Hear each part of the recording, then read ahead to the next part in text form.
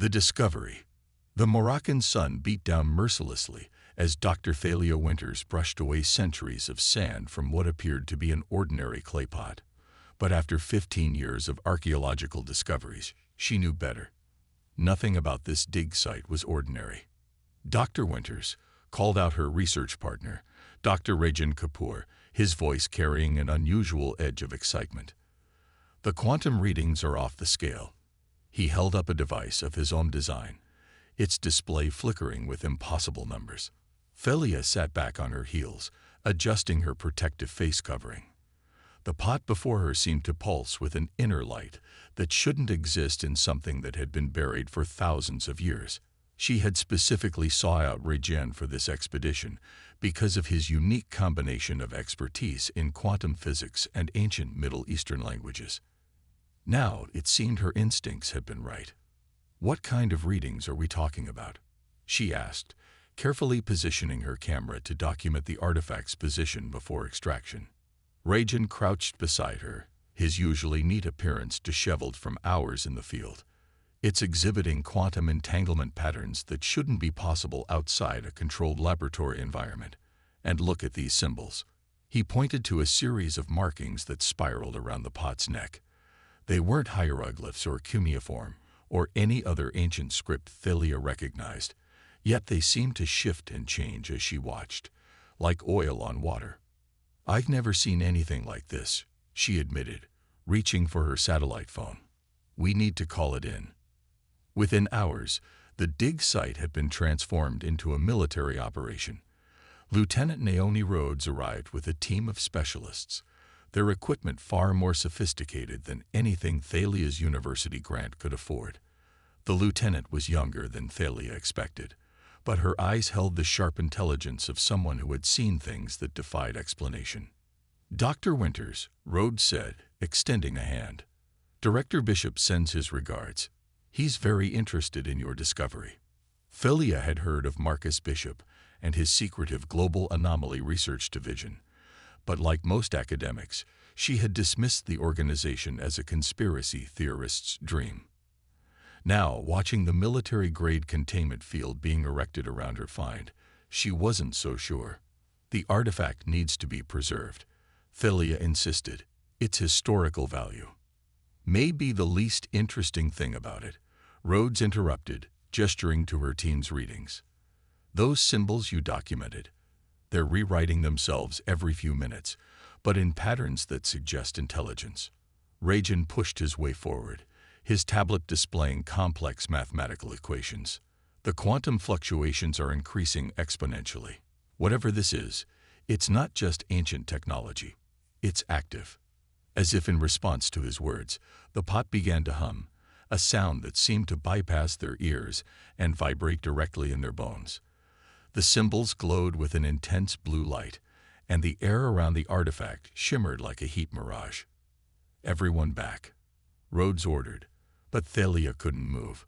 The symbols had resolved into a clear pattern, and for a brief moment, she could read them. The message was simple but impossible. "Speak your desire." Without conscious thought, words formed on Thalia's lips. "I wish to understand." The pot shattered, but instead of clay shards, it exploded into points of light that hung in the air like suspended stars. The lights began to coalesce, forming a shape that both was and wasn't human. The last thing Thalia heard before the world went white was Lieutenant Rhodes shouting into her radio, "Get me Director Bishop. Tell him we have a Code Omega situation." When Thalia's vision cleared, she knew with terrible certainty that she understood everything. The true history of human civilization, the nature of reality itself, and most importantly, what she had just unleashed upon the world. The entity before them was called Vesper, and it had been waiting for someone to make exactly the right wish for over 10,000 years. The question was, had she just saved humanity or doomed it? The awakening. Knowledge crashed through Thalia's mind like a tidal wave, threatening to sweep away her sense of self. She saw civilizations rise and fall across multiple dimensions, understood the mathematical equations that governed reality itself, and glimpsed the true purpose of Vesper's creation. The entity before them shifted through forms, sometimes appearing as a classical jinn from Arabian legends, other times as a being of pure energy, and occasionally as a mirror image of whoever was looking at it. Fascinating, Rajen whispered, his scientific curiosity momentarily overriding his caution. The quantum field around it is self-sustaining, creating a localized reality distortion that shouldn't be possible. Lieutenant Rhodes finished, her weapon drawn but pointed downward. She had enough training to know that conventional weapons would be useless against something like this. Vesper's voice resonated in their minds, carrying echoes of ancient wisdom. And something else, amusement, perhaps. Your understanding grows, Thalia Winters, but it is not yet complete. You have awakened me, and by the ancient laws, you have earned 3 wishes. Choose carefully. Director Marcus Bishop arrived as Vesper finished speaking, his helicopter landing in a swirl of sand and rotor wash. He was tall and sharp-featured, with gray hair and eyes that had seen too many inexplicable things to be easily surprised. Yet even he stopped short at the sight before him. "Dr. Winters," he said, his voice carefully controlled, "I believe you have some explaining to do." Before Thalia could respond, every electronic device within a mile radius activated simultaneously. Phones, tablets, cameras, all displayed the same message in every known language. "The awakening has begun. It's already too late for containment," Rhodes reported, checking her tactical display. "Social media is exploding. We've got satellite footage being shared globally." Thalia felt the weight of countless eyes turning toward the Moroccan desert. Governments, religious leaders, ordinary people, all would soon know that magic, or something very like it, was real. And she still had 2 more wishes. "Director," she said, her enhanced understanding helping her grasp the implications, "we need to establish a dialogue. Vesper isn't just a wish-granting entity. It's a test. Humanity's first real test." Bishop's expression remained neutral, but his mind was racing. Thalia could sense it now, could sense everyone's thoughts to some degree. "A test of what, exactly?" "Of whether we're ready," Rajen answered, his equations now expanding to fill multiple tablets. "The quantum signatures suggest a level of technology so advanced it might as well be magic. But it's not random. There's purpose here." Vesper's form stabilized into something more humanoid, though still composed of shifting energy patterns. "For millennia, I have waited for someone to make the right first wish. Most who found me wished for power, for wealth, for dominion over others. You, Thalia Winters, wished for understanding. Now you begin to grasp why that matters." The ground trembled slightly, and in the distance, ancient ruins began to emerge from the sand. Structures that had been buried for thousands of years, their architecture impossible by human standards. Thalia's enhanced mind recognized them as monitoring stations, placed there by the same civilization that had created Vesper. "We're not the first to be tested," she realized aloud, "but we might be the last." Lieutenant Rhodes' tactical display lit up with new warnings. Multiple governments are mobilizing forces. Everyone wants to secure the site and the entity. "They cannot possess what they do not comprehend," Vesper stated. "But their reaction is anticipated, part of the test." Director Bishop stepped forward, his practical nature asserting itself. "Dr. Winters, whatever you've learned from your wish, we need to act fast. The world is watching, and panic is spreading. Religious extremists are already calling this the end times, and several nations are treating this as a potential threat to national security." Thalia looked at the assembled group. The military pragmatism of Rhodes, the scientific curiosity of Rajen, the strategic thinking of Bishop, and the ancient wisdom of Vesper. She had 2 wishes remaining, and the fate of humanity might well depend on how she used them. "Show them," she said suddenly, turning to Vesper. "Show everyone what you showed me." Not all of it. Their minds couldn't handle that, but enough to understand what's at stake. Vesper's form pulsed with what might have been approval. "That is not a wish, merely a request. But it aligns with the purpose of the test. Observe. The sky above them shifted, becoming a vast screen visible to everyone on Earth. Images began to play. The true history of human civilization, the countless alien races watching humanity's development, the tests that each species faced when they reached this crucial point in their evolution. Some passed. Most failed. As humanity collectively witnessed their true place in the cosmos, Felia knew her second wish would need to address not just the immediate crisis, but the fundamental question Vesper's creators had asked countless times before. Was humanity ready to join the greater community of conscious beings that existed beyond their understanding? And if they weren't, what could one wish do to change that? The price of power. 48 hours after Vesper's emergence, the world teetered on the brink of chaos. Stock markets had crashed, religious riots erupted in major cities, and military forces from a dozen nations converged on Morocco. The sky continued to display humanity's true history, impossible to ignore or deny, forcing every person on Earth to confront the reality that they were not alone in the universe, and that they were being judged. The Chinese have launched their quantum satellites, Lieutenant Rhodes reported, her uniform dusty, but her attention sharp as ever. They're trying to analyze Vesper's energy signature. The Russians aren't far behind. Director Bishop paced the hastily established command center, his face illuminated by dozens of screens showing global reactions. We've got reports of mass suicides in some areas, declarations of holy war in others. Dr. Winters, we need to make a decision. Felia hadn't slept since making her first wish. She didn't need to. Her enhanced mind processed information continuously, understanding patterns that would have been impossible to grasp before. Rajan worked beside her, his equations now covering virtual screens that floated in the air, courtesy of Vesper's lingering influence. The quantum cascades are accelerating, Rajan said, his voice tense. Every attempt to study Vesper is actually changing the fabric of reality around us. We're approaching a point of no return. Vesper observed it all with eternal patience, its form shifting between states of matter like a living kaleidoscope. Your species responds as all others have, with fear, curiosity, and the desire for control. But you have something the others lacked. What's that? Felia asked, though her enhanced mind was already forming the answer. Adaptability, Vesper replied. In all my millennia of watching, no species has ever responded to change as quickly as humans. You create, destroy, rebuild, and reimagine yourselves with remarkable speed. It is both your greatest strength and your greatest weakness. A commotion outside drew their attention.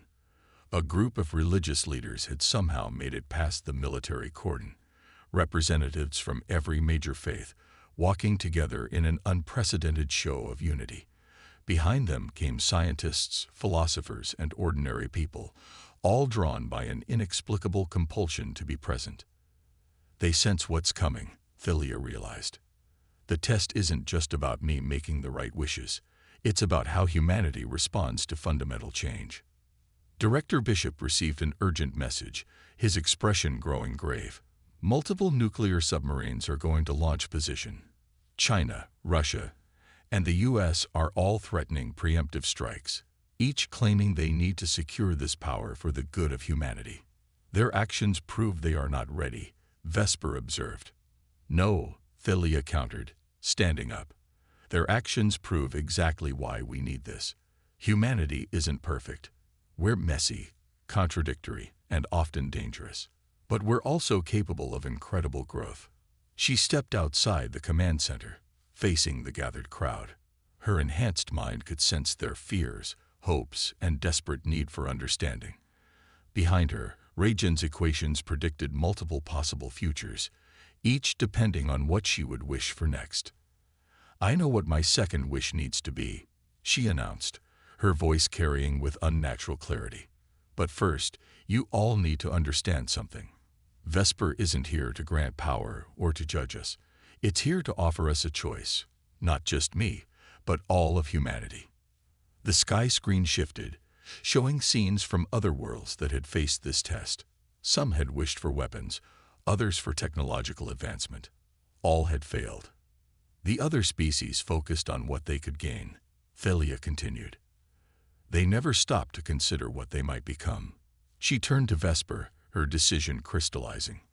I wish for humanity to understand each other as completely as I now understand the universe. The air itself seemed to hold its breath.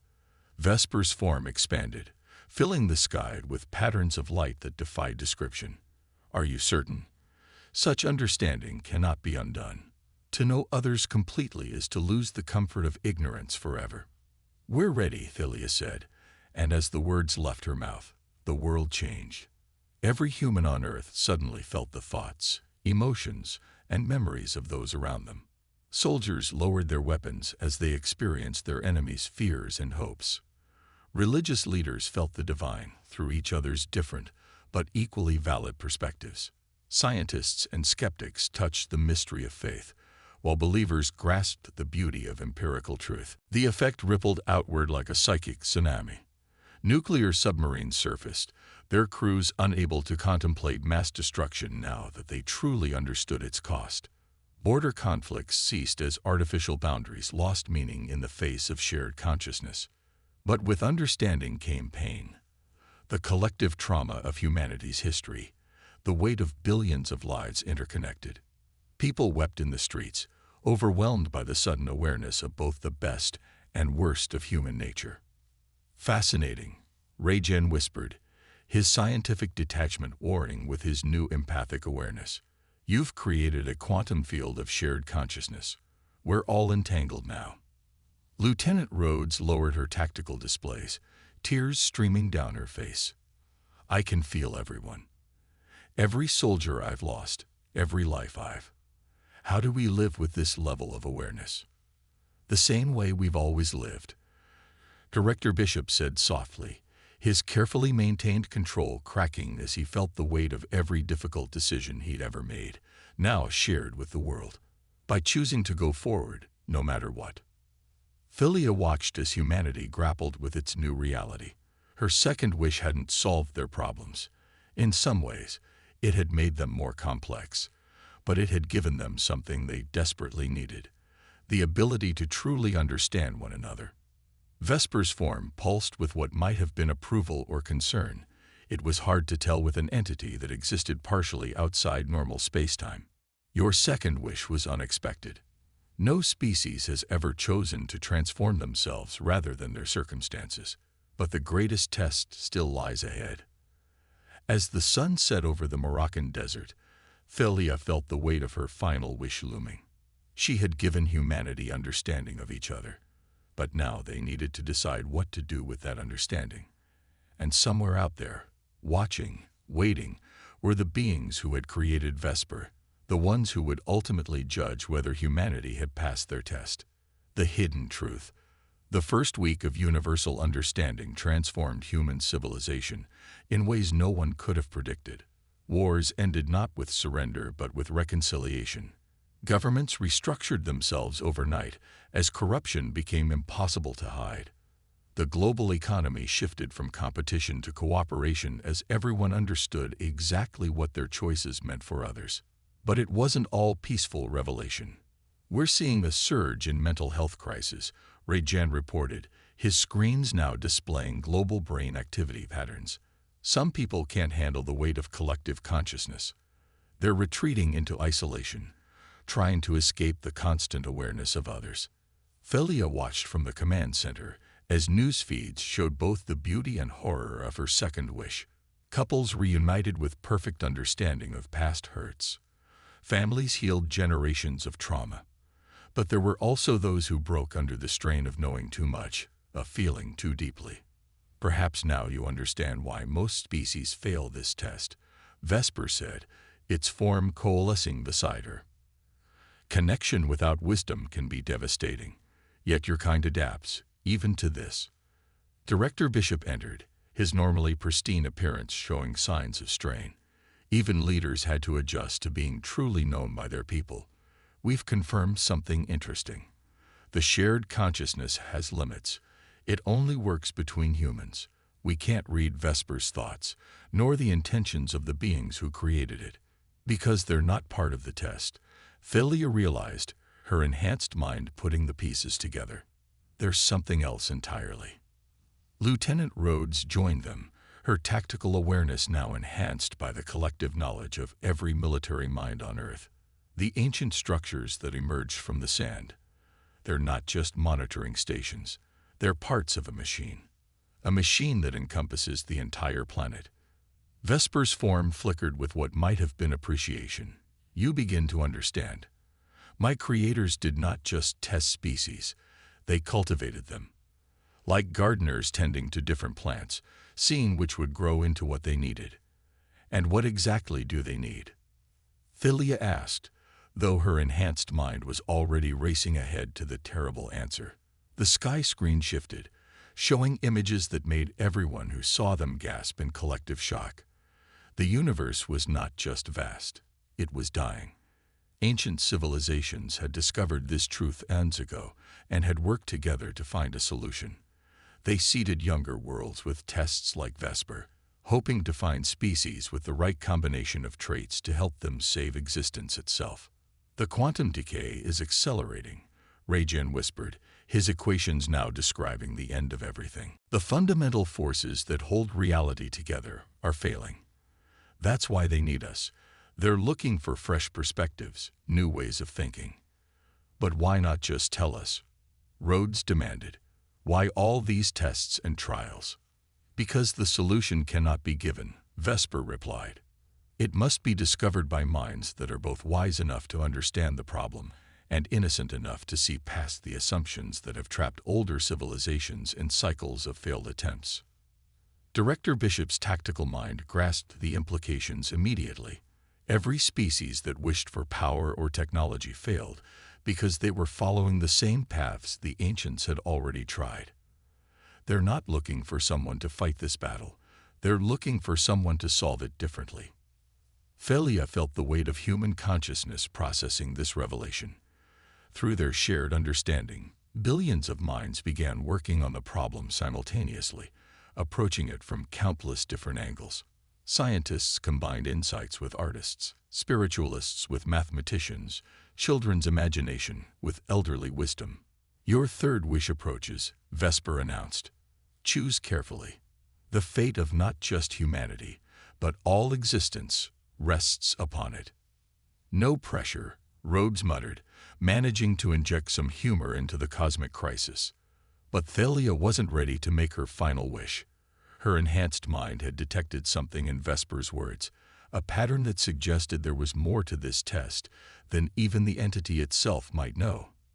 These beings, your creators, she said slowly, they've been fighting the death of the universe for so long that they can't see any other possibility. But what if that's not the real problem? What if the universe isn't dying, but changing? Vesper's form stuttered, as if experiencing uncertainty for the first time. Explain. Rajan's equations shifted, incorporating this new perspective. Of course, we've been looking at the quantum decay as an ending, but what if it's a transformation? Like a caterpillar dissolving in its cocoon before becoming a butterfly. The shared consciousness of humanity seized on this idea, billions of minds examining it from every angle. Through their collective understanding, new patterns emerged, patterns that suggested the universe wasn't ending, but evolving into something new, something that even the ancient civilizations hadn't imagined. Your species continues to surprise, Vesper acknowledged. But knowing this does not change the choice before you. Your final wish could still reshape reality itself. What will you wish for, knowing what you now know? Philia stood at the center of humanity's shared consciousness, feeling the weight of countless minds working together to understand this ultimate challenge. The universe was changing, and humanity had been chosen to play a crucial role in that transformation. But would her final wish help or hinder that cosmic metamorphosis? As the sun rose over the ancient machines emerging from the desert sand, Philia realized that her third wish needed to address not just humanity's role in the universe's evolution, but the very nature of change itself. The question was, could even Vesper grant such a wish? The final choice. Dawn broke over the Moroccan desert as humanity held its collective breath. Through their shared consciousness, everyone on Earth could feel the weight of this moment. The ancient machines had fully emerged from the sand, forming a vast circular pattern that pulsed with otherworldly energy. "They're activating," Rajan announced, his equations now incorporating data from the alien technology. Whatever these machines were built for, they're reaching full power for the first time in millennia. Lieutenant Rhodes's enhanced tactical awareness picked up something else. "We're detecting quantum signatures from deep space. The ancient civilizations. They're watching." Director Bishop stepped forward, his mind connected to every intelligence agency on Earth. "Multiple objects are decelerating at the edge of our solar system. It seems we're about to have company." Vesper's form expanded, filling the sky with patterns of light that seemed to bridge dimensions. "The ones who created me approach. They sense that something unprecedented is occurring. Your species has not merely passed the test. You have transcended its parameters." Thalia stood in the center of the ancient machine array, her enhanced mind working in concert with billions of others through their shared consciousness. The universe wasn't dying. It was transforming. But that transformation would destroy everything if it wasn't guided, shaped, understood. "The ancient civilizations," she said slowly, "they've been trying to stop this change because they don't understand it. They've been fighting against the universe's natural evolution because they're afraid of what comes next." Rajan's calculations confirmed it. The quantum decay they've been fighting. It's not decay at all. It's growth. The universe is trying to evolve into a higher state of existence, but their attempts to prevent it are creating instability. Through their shared consciousness, humanity began to grasp the full scope of the situation. The universe had always been alive in its way, constantly growing and changing. The ancient civilizations, for all their power and knowledge, had become like overprotective parents, trying to keep reality in a state they understood rather than letting it grow into something new. "Your final wish approaches," Vesper announced. "Choose with care. The fate of all existence hangs upon this moment." As if in response, the alien ships entered the solar system, their technology far beyond anything humanity had achieved. Through the ancient machines, their communications reached Earth, a cascade of warnings and demands in languages that stretched back to the beginning of time. "Testiope," they said. "You do note yours TNDD forces. You are DALing." But humanity did understand, in a way the ancient civilizations couldn't. Through their shared consciousness, they understood change itself, not as something to be feared, but as the essential nature of existence. Thalia felt the weight of humanity's collective wisdom flowing through her. Scientists and artists, mothers and children, dreamers and pragmatists, all contributing their unique perspectives to this moment. "I know what to wish for," she said quietly. The ancient machines pulsed with energy. The alien ships drew closer. Vesper's form became a bridge between realities, ready to grant one final wish that would determine the fate of existence itself. "I wish," Thalia said, her voice carrying the weight of humanity's united understanding, "for the ability to guide this universal transformation not by controlling it, but by growing with it. To be the conscious participants in reality's evolution, helping it become what it needs to be rather than what we fear it might become." The effect was immediate and overwhelming. The ancient machines didn't just activate.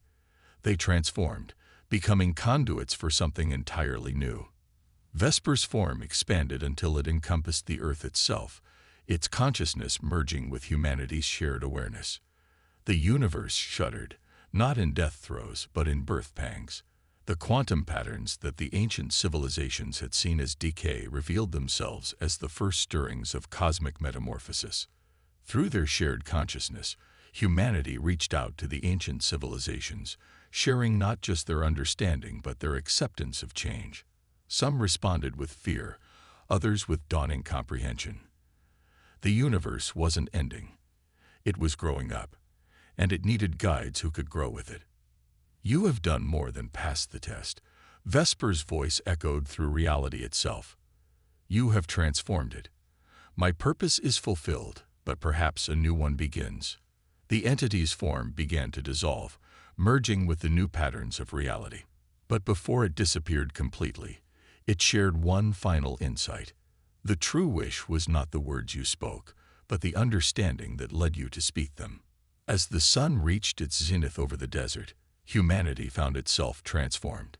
Not into gods or rulers of reality, but into something perhaps more important: conscious participants in the universe's evolution, ready to help guide existence through its next great transformation. Dr. Thalia Winters stood in the desert, surrounded by the remnants of ancient machines now transformed into something new. Lieutenant Rhodes, Director Bishop, and Dr. Rajan gathered around her, their minds linked not just with each other, but with all of humanity and increasingly with the very fabric of reality itself. What happens now? Rhodes asked, her tactical mind already adapting to their new role in existence.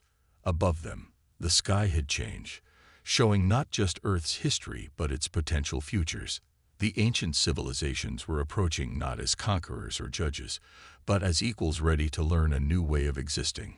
Through humanity's shared consciousness, everyone could feel the first stirrings of universal transformation, not an ending, but a beginning.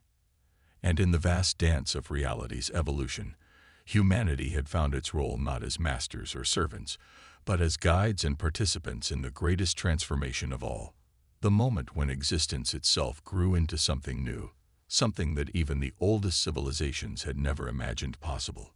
It wasn't just a wish that had changed everything. It was the understanding that had made that wish possible. The uniquely human ability to see change not as something to fear or control, but as something to embrace and guide.